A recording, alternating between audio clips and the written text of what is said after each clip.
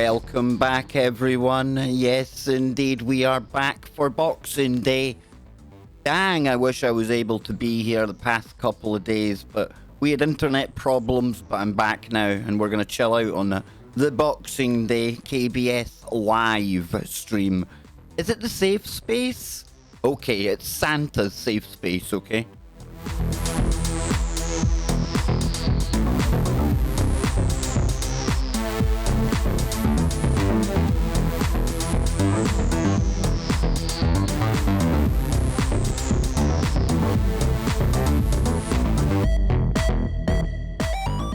So come on. How many of us went far too far with the old Christmas dinner?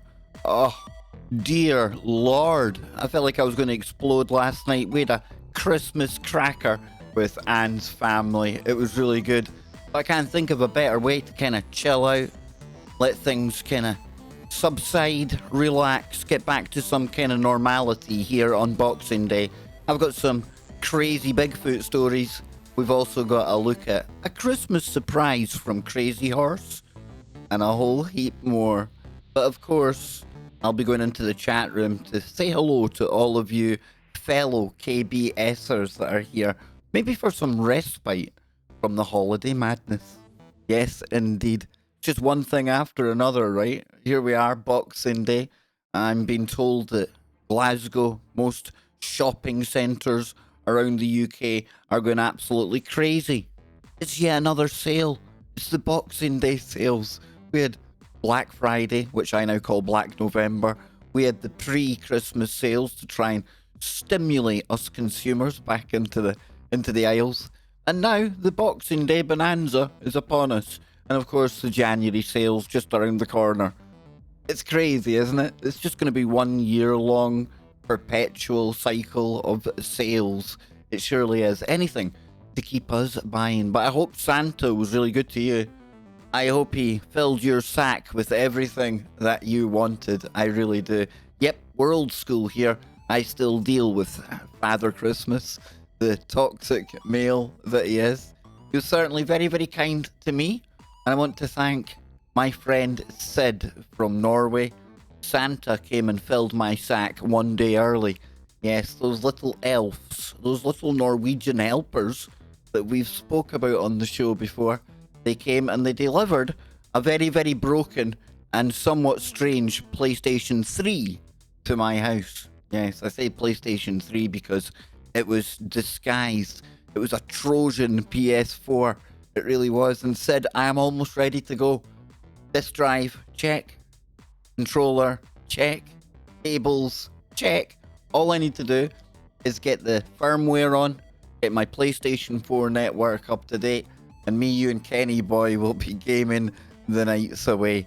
Remember, I've got shows to do, by the way, Sid. I can't spend all my time gaming. I wish I could.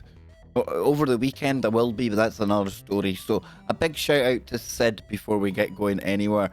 And then into the chat room. No order. I'm just going to read them the way they come into my chat. And folks, be sure you're on live chat as opposed to top chat. Look at the top left hand corner of your chat box. If it's on top chat, click it, drop down menu, live chat. That way you get absolutely everything.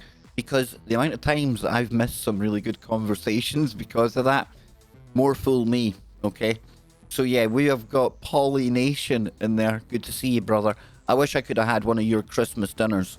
Polly's a bit of a chef and he likes to find ways of using natural herbs and minerals, and I'm trying to think of all the good things, but very nutritious food. So yeah, Polly, I bet that was really good. So Sid says we don't game on PSN, we chat. Woo! You see, you're gonna have to bring me up to speed with all of this, brother. But we have got Thing Hope in there, or Thin Hope. That's good. Thing Hope from Rotterdam. Big shout out to everyone in Holland. I know we've got listeners in Amsterdam as well. We've got Shane, we've got ZX, Bartholomew's in there as well. Micmac, evening to you. Who else we got? ZX, I think I said that one. We've got Russell in there, one of our members in green. Come on, folks. We need more members on the channel here. Memberships unlock emojis. Emojis bring us lots of fun, okay? So if you want to be in the inner sanctum of the KBS live YouTube experience with lots of new perks around the corner, then all you've got to do is click join down in the description, and that will take you to the groovy page where you get 3 options, and every single option opens up all the perks for members. Please consider that. Also, we've got PayPal in the description. We've got stickers. We have got super chats. It's all going on here. But what's going on in the chat room? We've got Mermaid Moxie. Yes. Merry Christmas to you, Mermaid. We also have Queen Goddess. Big shout out to you. Yep. Who else we got here? Enki. Ah. A cool name. We've also got Legend Real, one of my local listeners. Good to see you here, man. Very good. I hope you had a good Christmas. I hope you didn't pig out too much on the turkey. I hope you didn't drink too much after the dinner. I was sensible this year. I think I only had 2 or 3 beers. Came home, had a little, how would you call it, a spiced rum. I don't want to advertise a particular blend, but had a spiced rum. Went to bed quite sensible. I really am getting old. And that's something that struck me over Christmas dinner yesterday. You know, I was watching all the young ones. And by young ones, I mean like maybe, I don't know, 19 years old down to, the very youngest there would have been 7, 8 maybe. I don't know. But it's the teenage ones that I was paying particular attention to, because they have now taken over the role that myself, Anne, and her sisters used to be in. And what I mean is, you're the life and soul of the whole thing. You know, the whole kind of day centres, and rightly, around younger people. But to sit there and to realise I'm now one of the older ones, it made me want to drink, okay? It really, really did. But no, I had a brilliant day, and I hope all of you had a good day as well. I hope you were able to spend it with family and friends. Maybe you don't celebrate Christmas. You're more than welcome to celebrate it here with us today. I'm going to go back into the chat room. Let's see. Whoa, we've got a super chat. Yes, we do. Happy days to all from Polly and Lennon. Hey, Polly. Happy days to you and Lennon. Let's see who else we got here. We've got Double D, 74. Dang. We've got the King Suite in there. And we're getting close to the end of the year. Remember, whoever is first in the chat most for the month of December, I'm going to make you a little snazzy certificate on Photoshop. I've got my money on a certain individual. I'm not going to give anything away. However, we've got Darren Craig. You were today's first in the chat room. Big shout out to you, sir. Congratulations. Number 1 Wookiee armband is on you for the rest of this show. We don't have a number 1 Wookiee armband, but we do now, okay? You are the first recipient of it. Come on, it's Christmas, right? I'm still in that festive kind of mode. And being in that kind of mode, that kind of mood, I will be around later on, live. On tfrlive.com. Yes, the Kev Baker show is going live for Boxing Day. And we're going to make it your show. We're going to open up the phone lines. And I really hope we can get into some woo, some UFOs, stuff like that. You know me, I tend to steer away from the more mundane kind of mainstream type topics. But I'm able to talk on anything. So with it being your show, I can't dictate too much. And there's a unicorn flying into the chat room. Sid loves his unicorns, doesn't he? You are my unicorn, sir. I doff my hat to my personal unicorn. Bet you've never been called the unicorn before, Sid, right? And then we've got Chicken Patty sneaking in there. Tony as well. Jimbo. Yes, good to see you all. This is Boxing Day. And I've got a couple of stories we can get into. But you know what, folks? This is more about chilling out, right? There's the Sidvich, there's the stickers. For me, anyway, this was more about getting back online. I had hoped to do a Christmas Eve show stream and then a Christmas stream as well, but that all went horribly wrong. That's another story altogether, but we're back now, and that's what matters. I'll be live on TFR Live later on. We'll have the phone lines opened up for the majority of the show. No doubt I'll have plenty to say in the first segment. I always do. Kind of handy that when you have your own radio show, having plenty to talk about. And there's never a shortage of things to talk about when you are providing commentary through the apocalypse. And the apocalypse, it doesn't stop for Christmas. Oh, heck no. We'll be getting into some of that as we go on as well. And exactly, there's Kenny in there as well. Yes, there's Kenny. And I can't say I've ever been called a T-Rex either, Sid. So from you, the unicorn, to me, the T-Rex, there's something completely different. And Susie in Wales, I believe Susie has just got the link to tune in live as well. So a big shout out to Susie. And anyone else down in Wales on this Boxing Day. Not special. This is a Boxing Day chill out stream, right? I've got a couple of stories. Bigfoot and Christmas come together in our first story in just a moment. But we've also got that commentary on the apocalypse. And there's never a dull moment. And of course, Crazy Horse. He never lets Christmas go by without something happening, right? And you're thinking, who the heck is Kev talking about? Crazy Horse. Crazy Horse Kim, obviously. Kim Jong-un, right? We'll be taking a look at what he's promised Donald Trump by the end of the year. Brown chicken, brown cow. I don't know. The two of them seem to be quite intimate at times. Who knows what's going on there, right? I'd probably rather not know if there was anything nefarious between those two going on. But then I've also got a random story that is very up the kind of, or in the same genre as the stuff I do with Bill Bean. Okay, and I've not read it. I've grabbed the headline. I thought, wow, now there's a headline you don't read every day. It's Mysterious Universe. It's woo.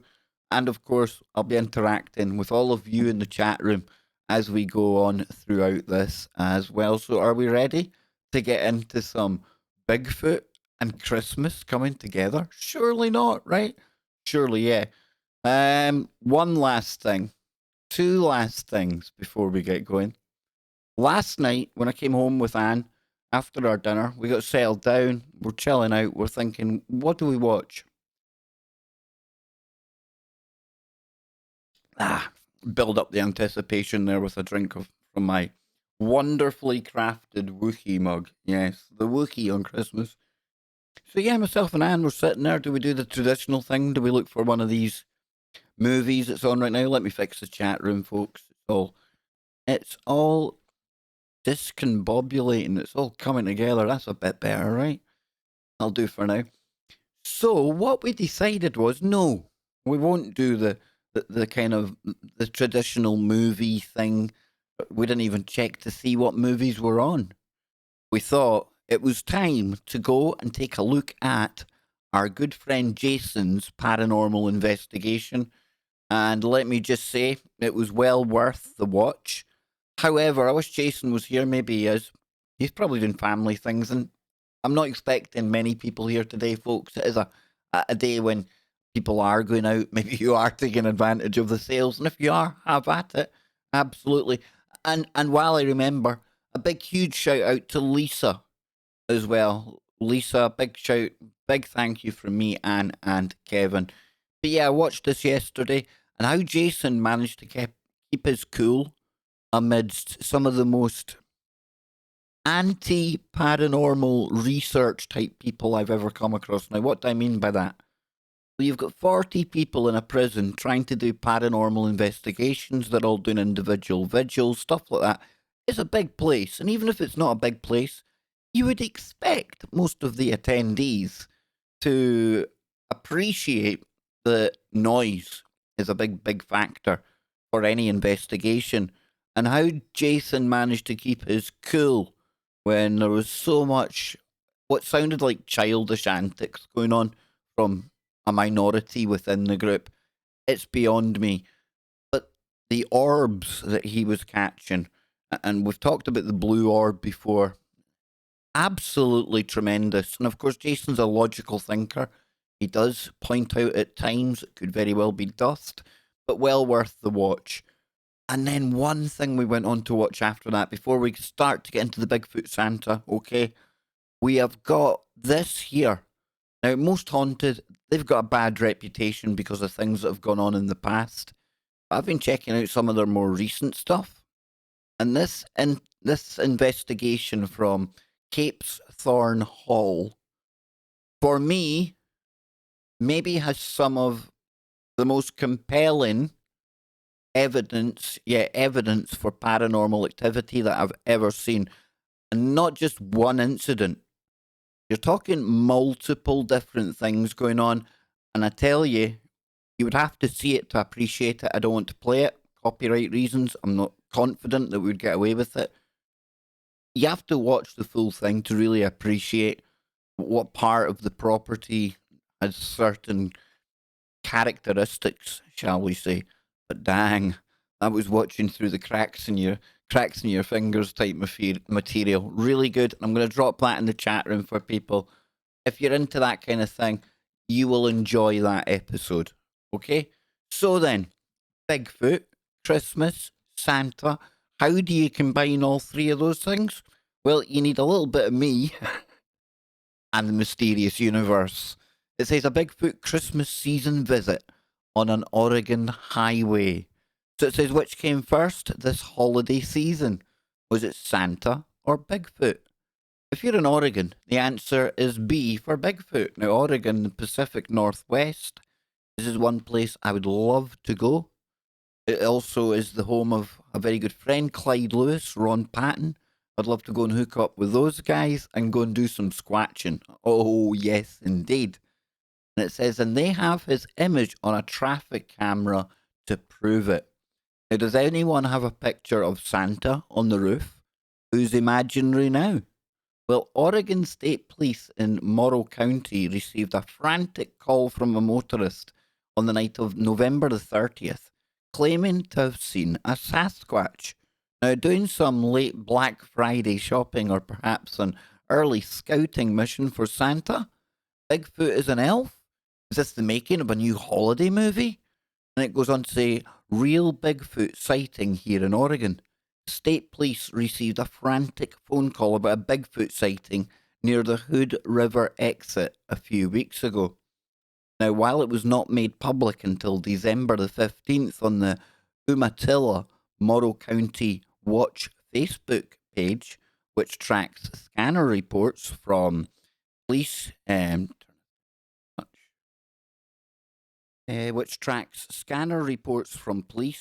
fire in Morrow County and surrounding areas. Now, the incident occurred on November the 30th on I-84 at exit 64A.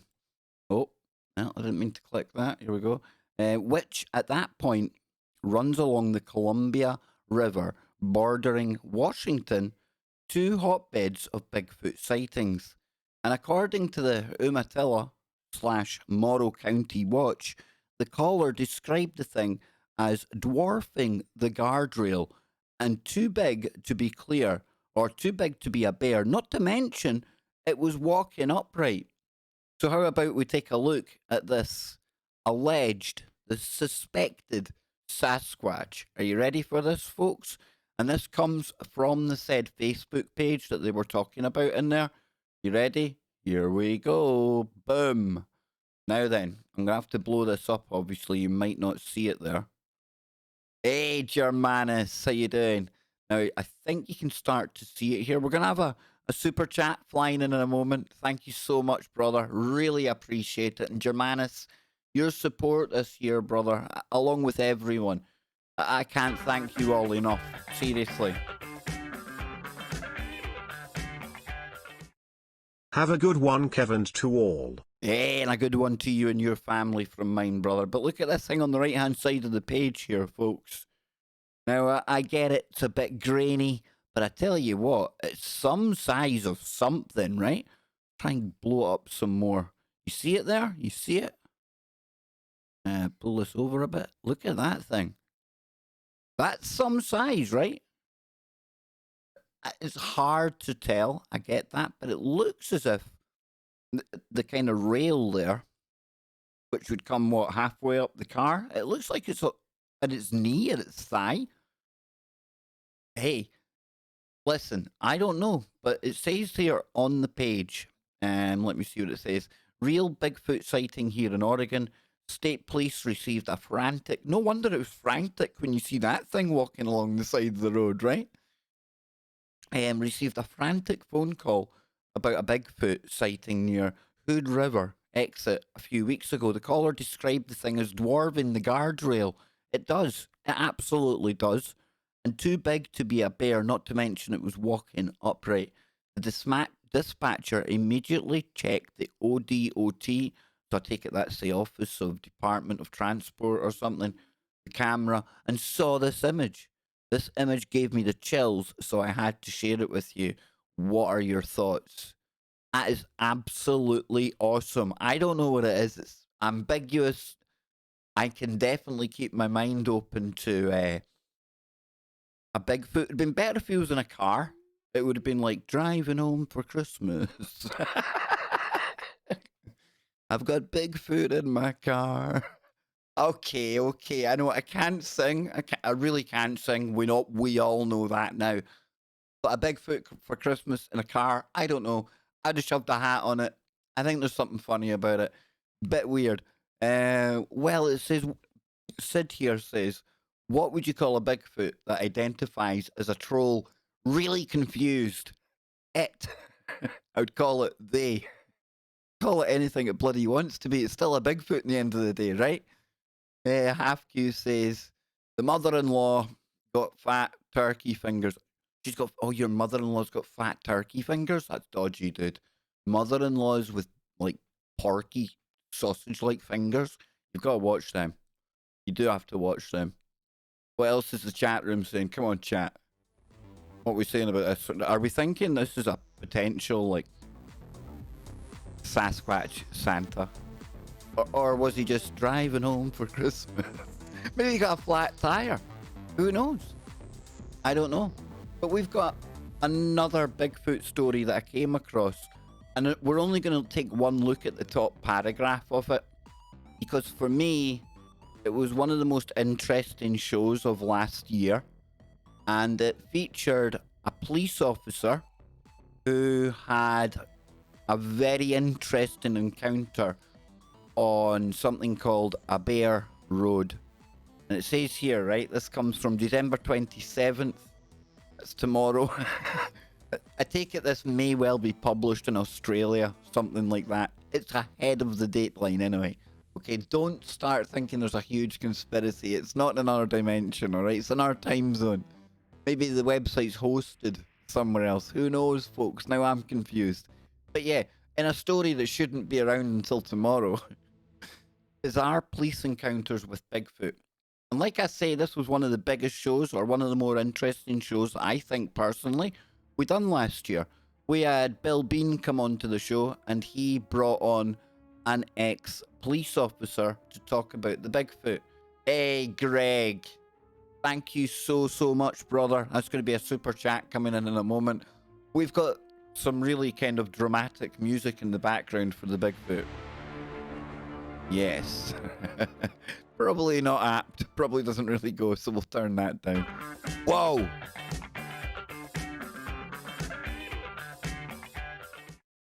More De Niro for the Baker Family Haggis Fund. Give generously this season. Ah, yes, we love the De Niro. Robert De Niro, great actor. No, thank you. All joking aside, Greg, thank you. King Suite, what on earth? King Suite, we need to play some kind of alarm that I don't have here. I need to get some kind of wah, wah. Santa stole your HD TV and your presents. Dang, dude. That's just out of order. That really annoys me when you get a Santa like that. Some of them turn rogue. That's the bit that kids don't appreciate, right? Sometimes Santas go rogue. And it's annoying. Once you lost a Santa, it's hard to get him back. It truly is. Yes, and thank you, Greg. Pat Riot, great to see you in here as well, Pat. Come on, we need more members, folks. Look at these lovely names in green. Aren't they so pretty? I love names in green. But let's get back to the boys in blue that have seen Sasquatch.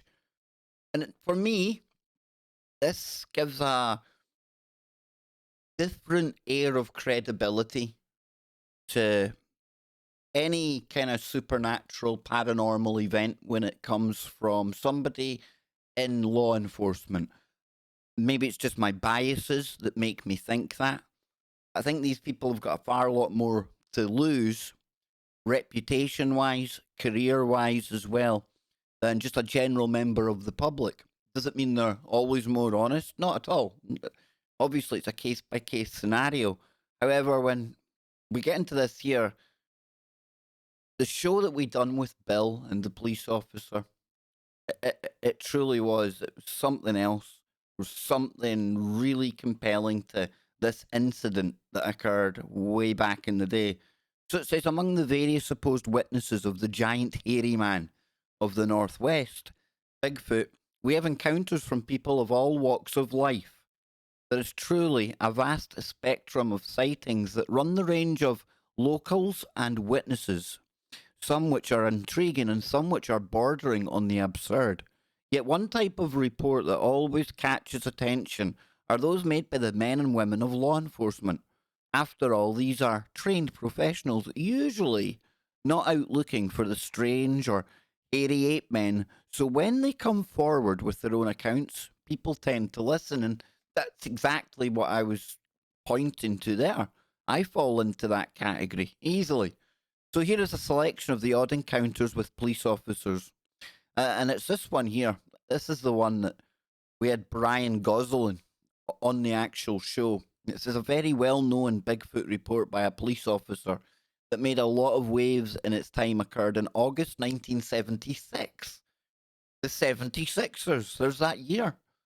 Why am I so interested in 1976? Because that's the year that myself and Sid and Jason, and it would appear a lot of the listeners were born in, especially us toxic males.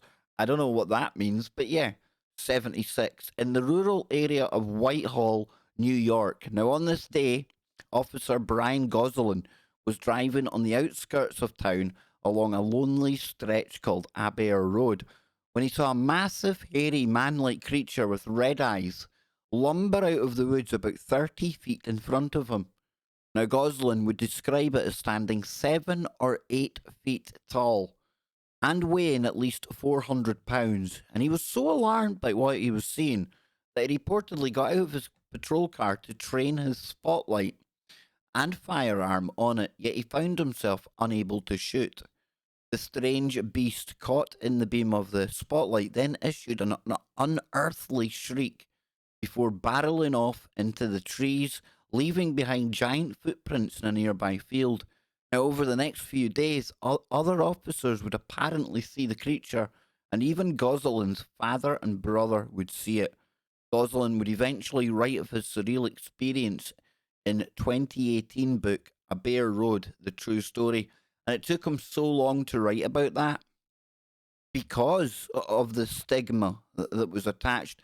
And over the years, what happened was, because Brian himself wasn't really talking about the event, researchers would come in, and over the time that would pass, the story, it became so ridiculous that when somebody retold the story to Brian, he didn't even recognize it. So that's why he decided, okay, I need to set the record straight, and he'd done it in A Bare Road, The True Story. Now, it goes on to say that in that same area, Whitehall, 1982, another police officer in the area by the name of Dan Gordon and his partner had their own encounter. Now, the two had been on duty patrolling along Route 22, half a mile from East Bay, at the base of Lake Champlain, when an 8-foot tall, ape-like creature ran across the road to go and climb right up a steep embankment to disappear into the brush. Now, the creature was described as being a little different from a typical Bigfoot in that it was long, lanky, and had narrow shoulders rather than bulging with muscles. And further details were that it slouched heavily, that it had extremely long, thin, gangling arms, and that it was remarkably fast and agile, beyond any human. Now, to me, that sounds more like the rake, and I'll show you what a rake looks like in just a moment. I don't mean something to to kind of sweep up the leaves in the garden either. Oh, heck no. So it says Gordon allegedly got out of his car to try and pursue the creature as the other officers sat frozen and terrified, but the beast was already long gone. Now, the two would keep their experience to themselves for years, only going public in 2003, after which Gordon was interviewed about it extensively in news stories and TV programs, including Monster Quest and Mysterious Encounters. And the report appeared in the book of Bigfoot Encounters in in New York and New England. Now, Gordon was described as an incredibly honest and trustworthy man and insisted on the veracity of what he saw right up to his death in 2014. Now, there's something that really, really kind of stands out to me when you're dealing with the Brian Gosling story and this one here with Dan Gordon. And it's the location. And we mentioned in there Lake Champlain, right? Now, Lake Champlain is quite famous because it's got basically a version of Nessie. It's got its own sea monster, right? And I say that's quite interesting because if you've listened to my show before, you'll know when I talk about the Loch Ness Monster, I bring something into the equation called the Kelpie. Now, the Kelpie, it's almost worshipped here in Scotland. We've got statues paying homage to the Kelpie, and the Kelpie is a spirit or a water spirit that is able to shapeshift and take many forms. And I find it interesting how at Loch Ness you've got the monster who sometimes has a long neck, sometimes doesn't, sometimes it has humps, sometimes it doesn't. And as I have said many a time, there's a lot of interesting paranormal activity with other type entities in and around the loch. Could it be the same entity that's shapeshifting? I don't know. But could it be that whatever is in Lake Champlain is also what Brian Gosling's seen in a different form, and also what was seen in the 1980s in yet a different form again, the rake. Now, I'll show you what the rake looks like. I'll take us back over there. Myself and it was Brent Thomas. We were talking about this when I had Brent on the show for our Halloween special, but there's the rake there. Often seen in about the forests as well. Creepy, right? I'm pretty sure that's probably fake, but maybe they're all fake, maybe they're not. It's funny how you're getting these geographical hotspots where you get sightings of different types of entities all in one, say, I don't know, 15-mile radius. And it was saying that Whitehall was 8 miles from Lake Champlain. I don't know. I just thought it was quite interesting. It's certainly where my mind went when I was thinking about it. And it's Boxing Day. It's Bigfoot. It's the rake.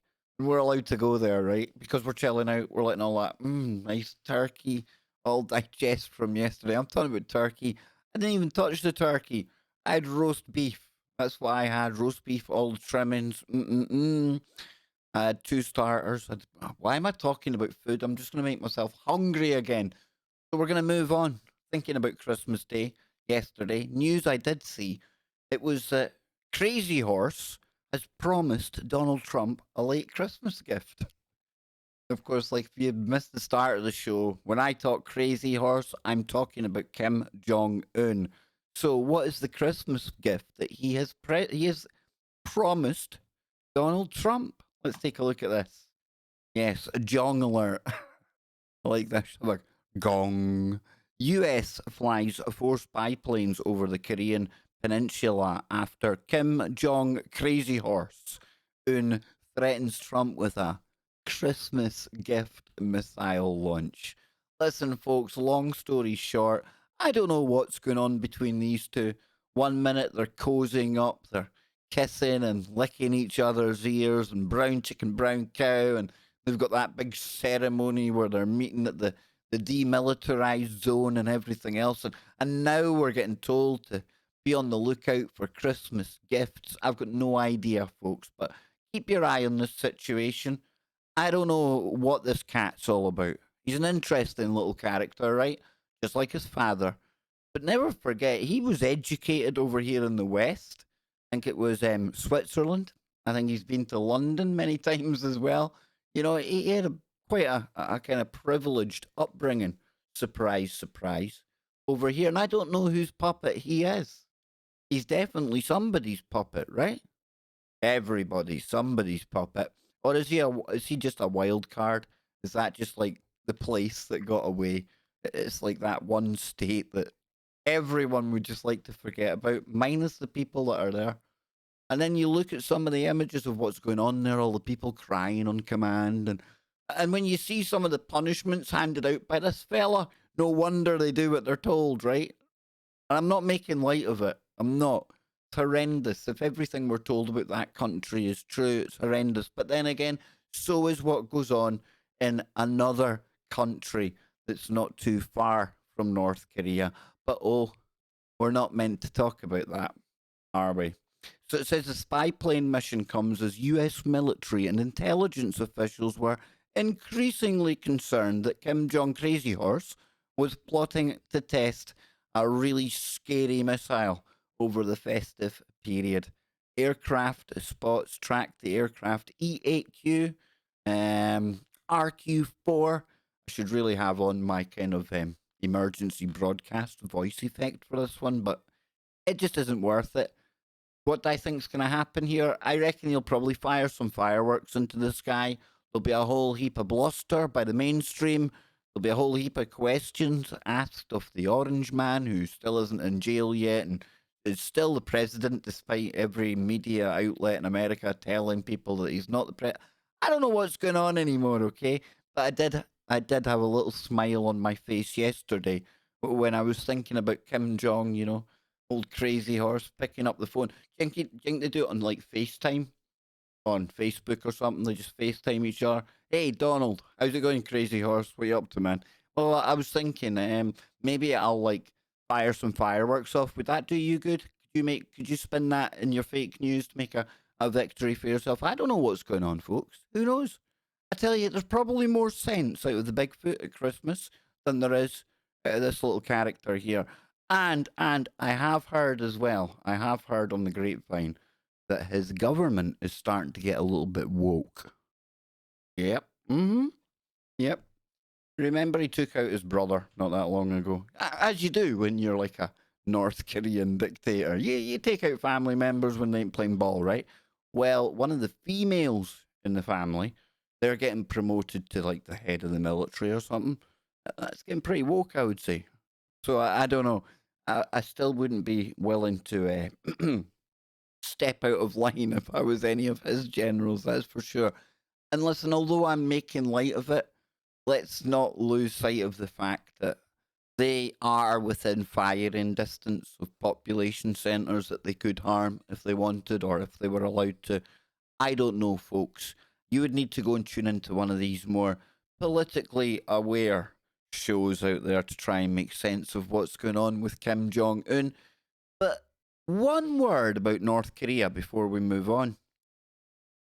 We often talk about how the mainstream governments, all these positions in power, there's one thing they all have in common, and they've got a track record for it, right? They always bloody lie to us. And I've often joked, let me emphasize that. I've joked in the past. What if we've got it all wrong? What if it's absolute paradise over there? Maybe things ain't as bad as it seems, and they just don't want us to look at that place. Rodman, he goes over there now and again, right? Granted, Dennis Rodman's a bit of a madman.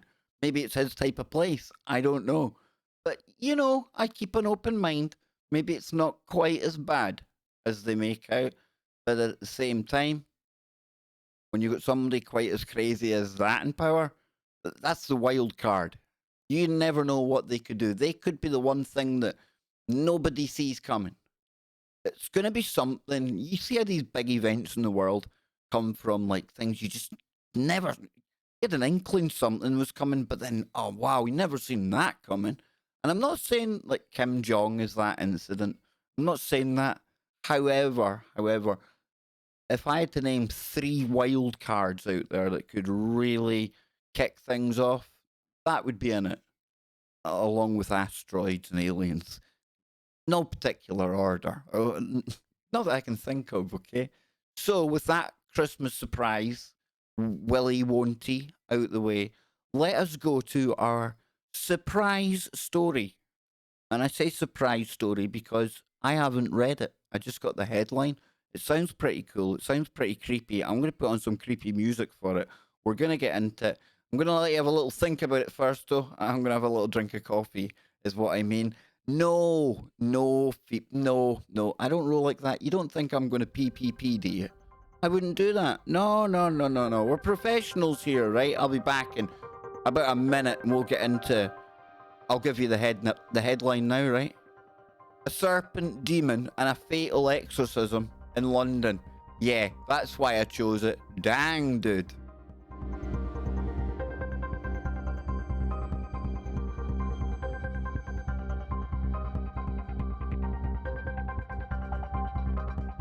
Miriam is asking, is it rake or wraith? I think that's two names for the same thing, although I'm open to them being their own type of entity. And Lisa, there you are in the chat room. I hope you got our message today. I think Anne messaged you on Discord. I thanked you on air earlier. Thank you so much, sister. And a big shout out to you and all of yours at Christmas. I'll be right back. Exactly, Jimbo. Exactly, right? So maybe we've got it all wrong.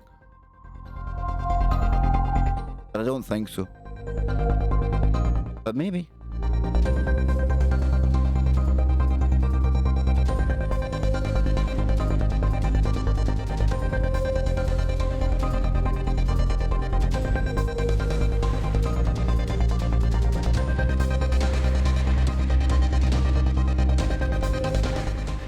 And don't forget, folks, I'll be here live on the Kev Baker Show in just under 3 hours on tfrlive.com.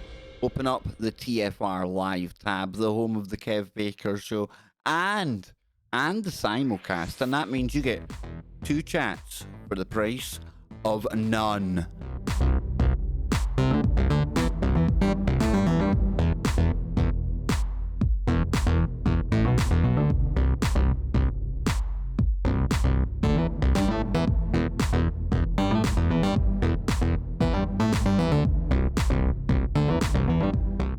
Thank you all for clicking the link today.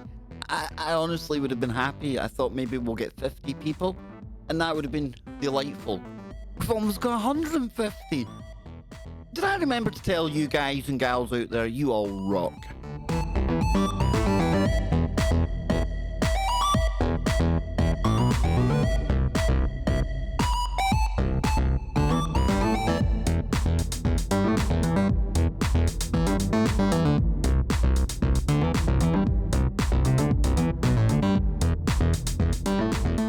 Comments in the chat room that I will be ignoring. Look at that, eh? Look at him. The Florida man himself sneaking in there. Popeye with the wildest beard of 2019.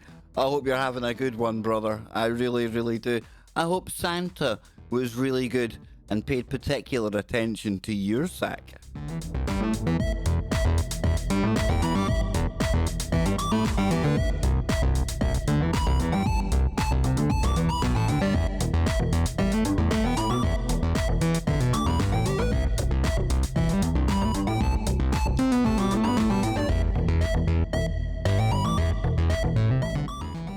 And a very happy Boxing Day to you as well, Mr. Popeye.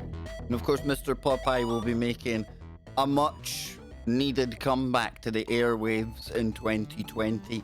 Dang, do we need our Popeye back? Yes. So you can donate lots of spinach to the Popeye Fund. Indeed. Nah, all joking aside though, Popeye will hopefully be here with us on the weekend stream. Hopefully we can make that a regular gig. We don't have Hangar 18 anymore, but we do have this new 4 horsemen idea, which I think could maybe become just as risky as the old Hangar 18. And people out there thinking, well, what's Hangar 18, Kev? Well, that's the show that became a Mandela effect. Yes, indeed. Some shows are just too hot to handle.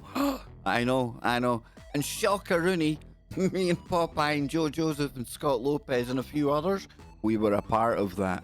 But it's okay. It's okay because that risky, kind of edgy, oh, did he say that type of content is coming back to a channel near here real soon? And check out Popeye, DTRH Radio Archives.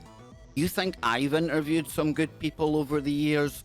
And don't get me wrong, 2019 is a year that will live long in my memory with the likes of Ike, Geordie Rose, to name but a few. But if you're looking for some of the biggest names out there, for some of the topics that don't get spoken about half as much as they should anymore, go and check out Popeye. And it breaks my heart, it busts my knackers to say that. I'm only joking. You see, we've got this toxic man love thing where we pretend we kind of like bust each other's balls and that. Maybe Popeye means it. I genuinely love him though, right? See, that's how I roll. But let's get back into this, okay? And like I say, this is a headline that whenever you come across it, you really should pause, stop, and think, now there's something for the safe space. So let's get into it. A serpent demon and a fatal exorcism in London. And breaking news on my phone. One of the UK's most wanted criminals arrested during his Christmas dinner. Wow, wow, wow. Not good. Let us get into this. And it's a nice kind of... in fact, we'll have our horror house music in the background for this. Woo-hoo, turn down the lights, folks. Draw the curtains if you're in the US. We're going to get the creep factor going here. No, I don't mean Popeye in the chat room. I don't mean that. No, no, no. I mean this story. So it says here, demonic possession is a phenomenon that can be found all over the world in a variety of cultures. And may I just add that although I'm in a jokey, laughy, fun mood today, not a joke when it comes to exorcisms, possessions, poltergeist activity, the spiritual realms. They're all around us, folks. They're here, they're there, they're everywhere. Some people are more tuned in to that realm than others, and then some people fall victim to the entities that reside there. And look at them like vampires, if you will. We're like their food. We're like their food source. We're like almost pollen, and they're the bees. And from time to time, well, you need a Bill Bean in your life. So it says here, it involves insidious forces looking to take over the living, and it rarely ends up good for anyone involved. And I challenge you, can you ever remember of a poltergeist or exorcism type story where it was all bells and whistles and rainbows and fluffy unicorns? No, I don't think so. So it goes on to say here, many of these cases turn violent or even deadly, and one of these happened in a quiet suburb of London where a troubled young man found himself apparently invaded by a malevolent serpentine demon that led to his eventual death. Now, the setting for this odd tale is an otherwise nondescript residential home in the area of Hadley Wood, Enfield, North London, where there lived a young man by the name of Kennedy Ife and his family, which consisted of his parents and 5 brothers. Now, the 26-year-old Kennedy one day suddenly began to complain of pain in his throat, difficulty sleeping, breathing problems, and stomach pains, after which he became withdrawn and sullen, not his usual self at all. Now, this graduated to more unruly behaviour, such as lashing out at family members, violent, uncharacteristic mood swings, and all of it reaching a crescendo when he grabbed and tried to bite his own father. Wow. Now, when family members tried to talk to the troubled young man and find out what was wrong with him, Kennedy told them that there was a seed in his stomach, which he claimed was growing into a writhing, evil serpent within his body. He believed that the presence was settling within his brown chicken, brown cow, Manly area, and threatened to cut off the offending appendage. Dang, dude, don't go there. Even brandishing a really sharp thing that in the UK, if I was to name, I'd probably be put on a watch list. As he did this on several occasions, as well as rambling about the mark of the beast 666. Now, this sort of thing went on for 2 weeks before his family seemingly decided to take action. Kennedy's brother would later claim there was another personality coming through. It's clear that thing was in him. What we believed was a demon because it was not natural. It was clearly trying to kill him. We had to restrain him for himself. It was clear if we didn't restrain him, he could have tried to harm people in our family. And when it got to the violent stage, we said, no, we've got to protect him. Now, I have to say, as I'm reading this, are we dealing with a genuine exorcism / possession? Or are we looking at maybe something being covered up and explained away as that? Has something nasty happened to him at the hands of his own family, perhaps? Let's read on. The family apparently took matters into their own hands. They overpowered Kennedy, tying him to a bed with cables to retain him, with cables, rope, and handcuffs in an attempt to cure him as he barked and growled like an animal. Now, there he would remain tied up for a full 3 days, his strength leaving him little by little as his family held vigils over him in which they prayed that the demons depart. Or they were trying to get his bank number out of him. What was going on here, folks? This is weird, right? And I don't think it's far out for me to keep my mind open to this. Maybe not been what we're told. What do you think? So whatever they were trying to do, it didn't work. The afflicted man became increasingly dehydrated and complained of breathing problems, which the family seemed to have ignored, after which he finally expired from cardiac arrest on August 22nd, 2016. And when the body was retrieved by the authorities, the family was apparently in the midst of some sort of resurrection ritual, and it was found that the corpse held numerous injuries upon it. Now, a full investigation was launched, and all 7 of Kennedy Iffe's family members were subsequently accused of manslaughter, false imprisonment, and causing or allowing the death of a vulnerable adult. Police also found various paraphernalia for tying someone up on the premises, including 379 cable ties and handcuffs, as well as a book on exorcisms entitled Anger, Madness, and the Demonic. So I wasn't far off the mark then, folks. Sounds like some kind of mad hoodoo stuff going on here. So the family, for their part, denied any association with any sort of cult or any interest in the occult, and claimed that they'd only been looking out for Kennedy's best interests. Now, during the trial, which was splashed all over the news, they would insist that they had at no point thought the young man was actually in danger. How could they think that? Come on. And that they were helping him, with the dead man's brother Colin especially defending their actions. Prosecutor Tom Little would say of the bizarre events. Now, whether this was some sort of exorcism will be a matter for you in due course. In short, the Iffy family took the law into their own hands.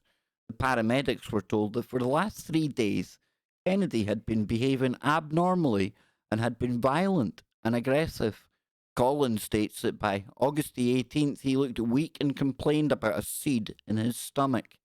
He was complaining that he had a python or a snake inside him, and that he needed to get rid of it from inside him. He stated that Kennedy believed that he had a demon inside his body waiting to do bad things to him. And the family stated they had been required to restrain Kennedy physically.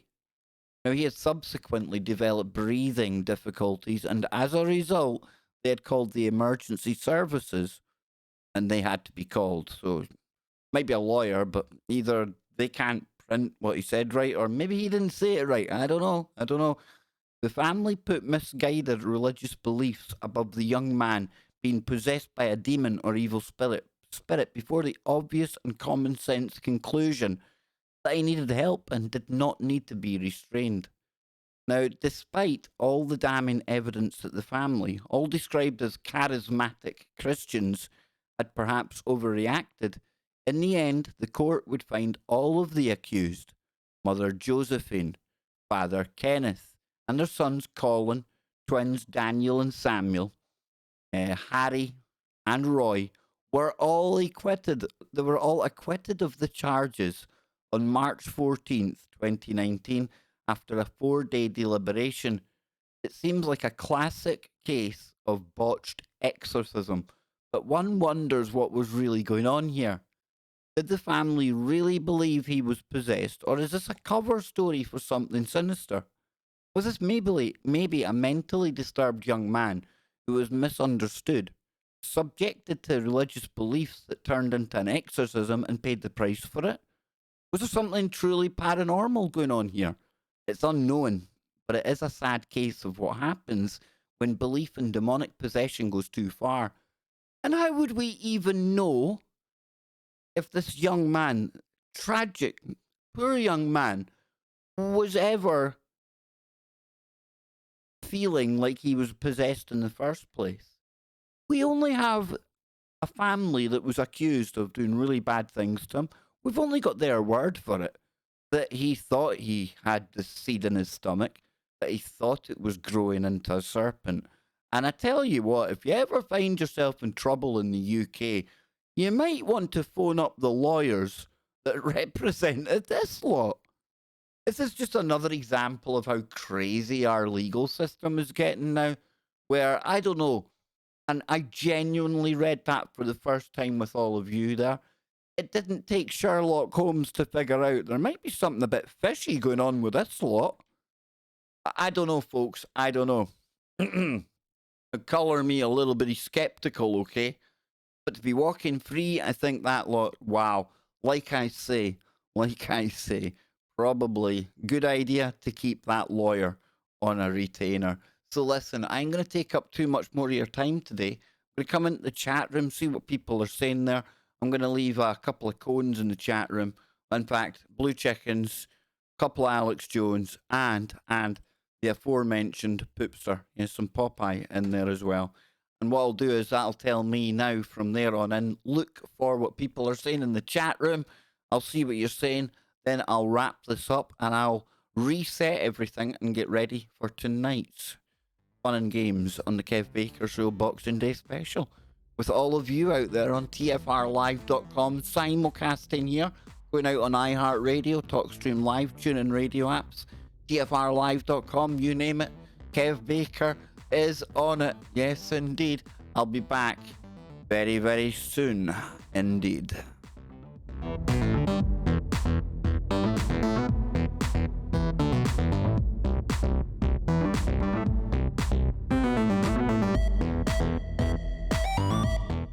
Big shout out to Jason in the chat room. Yes, I was bigging up your investigation, Jason. Myself and Anne sat and watched that last night and was very impressed. She says you've got to get out more often and get more done.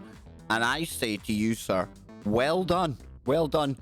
Not taking 39 or 38 other paranormal investigators out into the courtyard and whooping their ass for being the noisiest bunch of ghost hunters I've ever seen. Dude, you were the professional in amongst so many amateurs. I'm sure it was probably only a minority causing all of the noise, but you done well, my friend. You done well not to be triggered.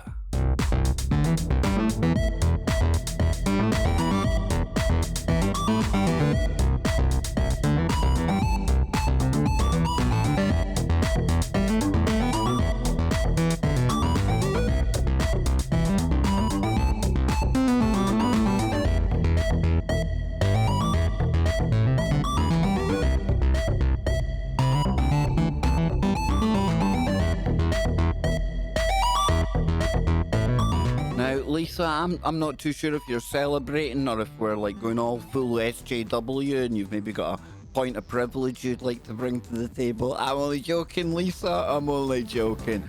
But when I see jazz hands like that, I don't know what... Oh, wait a minute. Sam says the AOC emoji isn't as funny when it's an attractive photo. Isn't that a nice photo of AOC? I'm glad you appreciate it. Yes, that one caught my eye too. No, I didn't get my AOC lookalike robot for Christmas. Not yet. Maybe next year.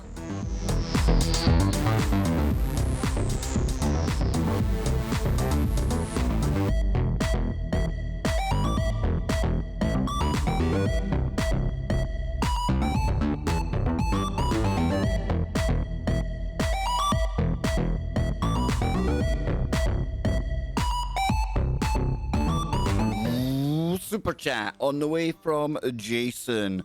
Yes, indeed. I better come over here. I don't know if there's an alert box over there, Jason. So hopefully it'll come through here now. Now you have to look at my lovely smiley face. Not as pretty as AOC. I know that. There he is. There he is, man. Thanks for watching my videos. Merry Christmas. Praying gesture. You having a laugh? Did you just thank me for watching your video?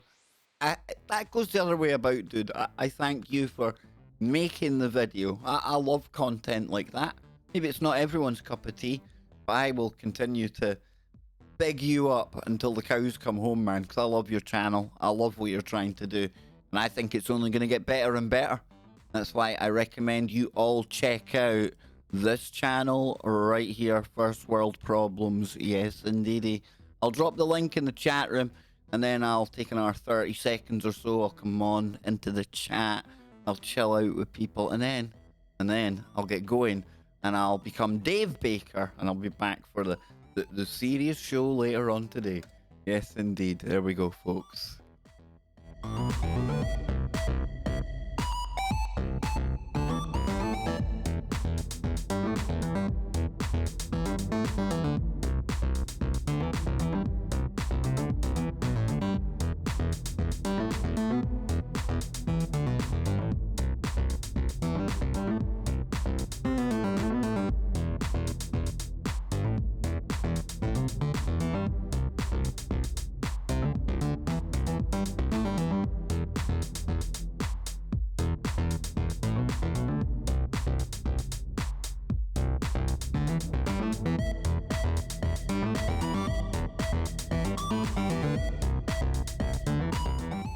So what we got going on in here? Yes. Jimbo's away. He says, oh well, later then people. Happy eclipse. Last one this year. King Sweet says, I wonder if you can feed ghosts energy by setting up a device that emits an electrical arc in the room. Now, King, it's the Tennessee Wraith Chasers. I really like them because they try and make little gadgets and gizmos and, I don't know, little tools and things, but they do something like that. And sometimes they pump infrasound energy into locations. Sometimes they bring Tesla type coil equipment. I think there's something to that because we are able to almost pick up on them in the electromagnetic kind of frequency range. We can detect them sometimes, questionable. I get it, we can't prove that's paranormal activity. But I think you get me, King, right? I think I'm on the same page as you there. And in Jason's video, it's weird because you see an orb going by a guy. It's a really vivid orb. And the guy experiences it as like a cold chill. Is that it absorbing some heat energy? I don't know. I think there's something to that. I think that's why you get batteries draining all of a sudden in locations as well. There's something they feed. They take that energy. Much like I was saying, they take life force when they're actually trying to pester with a person as opposed to poltergeist activity. Like they go for life force. There's something to it, definitely. I'm with you there. Patrick says the Ring of Fire solar eclipse and a giant asteroid on Boxing Day. Yep, giant asteroids. The strange sounds, I'll try and take a look around for them. The only thing with the strange sounds nowadays is it's so hard to tell whether somebody's faking them or not, because there's been so many of these genuine strange sounds out there. People have noticed how viral that content is. And it's not to rubbish anything you're saying, Patrick. It's just when I go to approach that subject of strange sounds, you really dodgy. It's really, what's the best word? Really hard to verify just what it is we're hearing, whether it's genuine or not. But definitely, that's the thing though, right, Patrick? There have been some of these strange sounds that really are genuine and totally inexplicable, right? It's fascinating, dude. Fascinating. And yeah, there was the Ring of Fire solar eclipse. I did see a picture of that today. I might take a look at that later on tonight on the show. I may hang around for a bit after the TFR show finishes. We might have some more stuff we can look at. And of course, we need to catch up with Rudolph. We haven't been and seen Rudolph, the tall white alien, lately. We'll catch up on what he's been doing for Christmas. Let's see what else. Lisa, Gnome Lives Matter. Absolutely. Big time.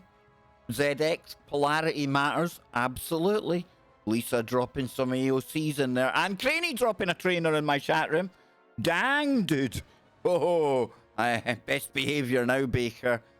The gaffer is in the chat room. And Craney has landed, ladies and gentlemen. Yes, it's hard to tell the wood from the trees. Or Stan, as I like to say. Sometimes it's hard to tell the woo from the trees. I know. Me and my woo, right? Me and my woo. Yeah. So, shoe AOC or shoe AOC?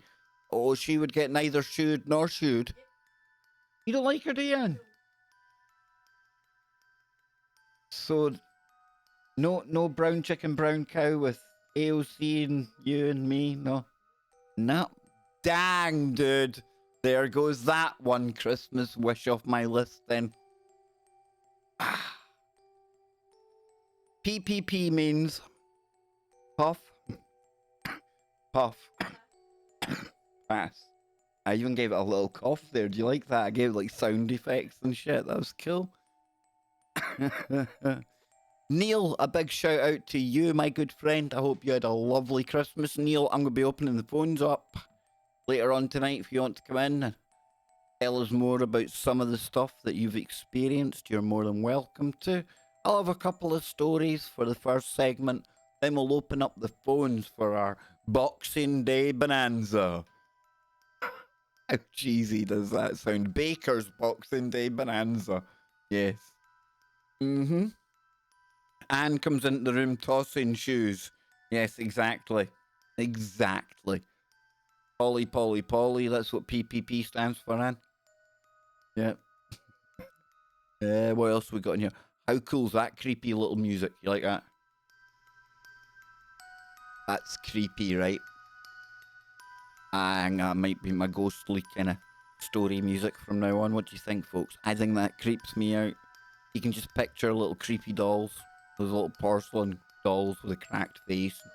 A bit of cobweb on them. What?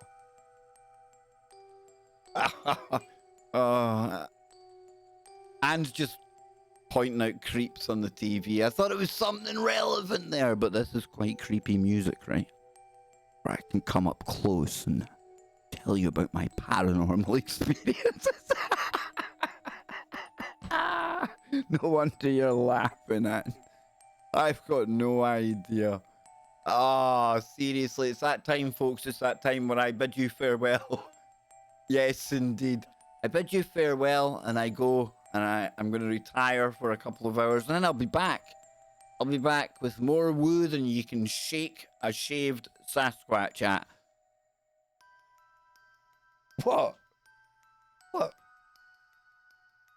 And sometimes you can't tell the woo for the trees. I like that. Yes, very creepy, Queen.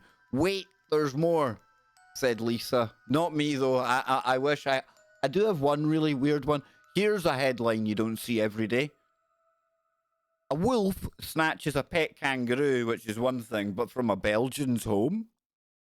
Was it like some creepy dude got like a zoo in his back garden. Yes, a wolf has reportedly taken a privately owned kangaroo from a family garden in Balen, northeast Belgium.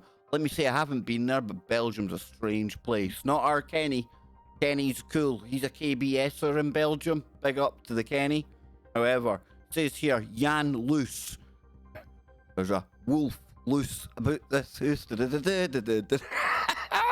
Was called to the property by the owners and said that he had found a wolf prints on the scene. How does he know it's not a werewolf? How does he know it's not? Dogman. Mr. Loose told the AFP the kangaroo is probably dead. I don't know, have you ever seen a kangaroo fight? I reckon the kangaroo could give the wolf a good square go, having been eaten by the animal. Said a second kangaroo had also been wounded in the attack. Wild wolves used to live in much of continental Europe, but their numbers have been depleted by hunting. In recent years, sightings of the animals have been on the increase, and in 2018, one was recorded in Belgium for the first time in 100 years. Mr. Loose, there's a wolf loose about this house. The director of the Wolf and Wildlife Centre, Lance chap, said that he believed an animal named August could be behind the animal's disappearance. Holy heck, I think Mr. Loose is the werewolf. He even knows the name of the werewolf. How would you know the name of an individual wolf unless you could talk wolfy language? Mr. Loose is Wolverine. That's the story that you have to take away from here today. Kev Baker solved it. There's not a wolf loose over in Mr. Loose's house. No, he's a bloody werewolf, and he calls himself August. August the werewolf, not very scary. If it was August the vampire werewolf, that might be a bit more scary. I'm more scared of November. It's colder, right? It's darker in November. Yep, it's that time. I'm out of here, folks. When kangaroos have got me amused, you know it's time for Kev to retire. I'll be back later on, keeping it real, keeping it weird, keeping it woo on KBS. So until then, keep your mind open. Keep looking for the woo, but not to the point where your brain turns to black goo.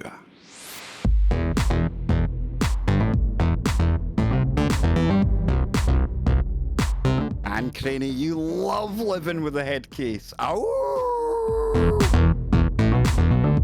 You want me to get my wolfie on tonight, eh? You love it when I get my wolfie on. Ow, ow.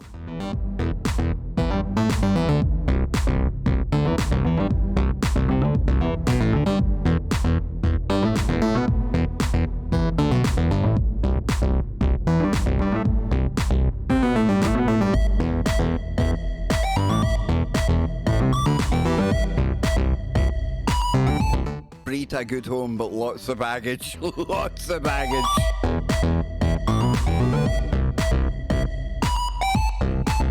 Tonight's show will be 10 p.m. in the UK. That is 5 p.m. on the East Coast, 2 p.m. on the West Coast. And for all my Australian friends down under, I think that's early morning, your time. I'll be here. I'll be on TFRlive.com, home of the Kev Baker Show. We'll be going out on iHeartRadio, TalkStream Live, TuneIn Radio apps, and simulcasting on the Kev Baker Show channel right here. Watch the channel for the link. It's going up in just a moment. I'll speak to you all later. Oh, Lisa, she loves it. Yeah, poor Kev. I'm going to get hit by a shoe.